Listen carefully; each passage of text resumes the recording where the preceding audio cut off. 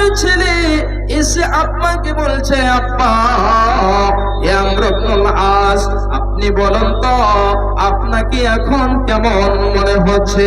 এমন সময়তে আমর ইবনুল আস বলছেন, বেটা এই যে দেখো মদিনার বুকে যে রাজওয়া নামক পাহাড় রয়েছে, এই পাহাড়টি মনে হচ্ছে আমার বুকের উপরে চাপিয়ে দেওয়া হয়েছে।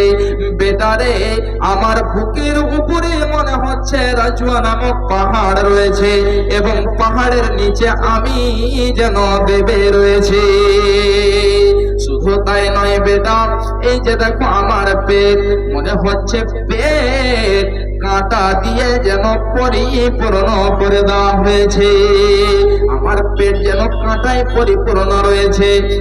শুধু তাই নয় বেটা, এই যে দেখো আমার নাক দিয়ে নয়, মনে হচ্ছে আমি একটা সুইয়ের ছিদ্র দিয়ে শ্বাস নিচ্ছি। তাহলে একবার বলুন, এমন যেন বিখ্যাত সাহাবী হযরত আমর ইবনুল আস, তিনি যদি এই কথাটা বলেন, বেটারে আমার মনে হচ্ছে বুকের উপরে একটা রাজওয়া নামক পাহাড় চাপিয়ে দেওয়া হয়েছে।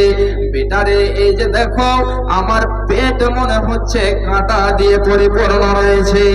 বেটারে আমি নাক দিয়ে নয়, একটি সুইয়ের ছিদ্র দিয়ে শ্বাস নিচ্ছি। তাহলে একবার বলুন তো যে আমাদের কি অবস্থা হতে পারে?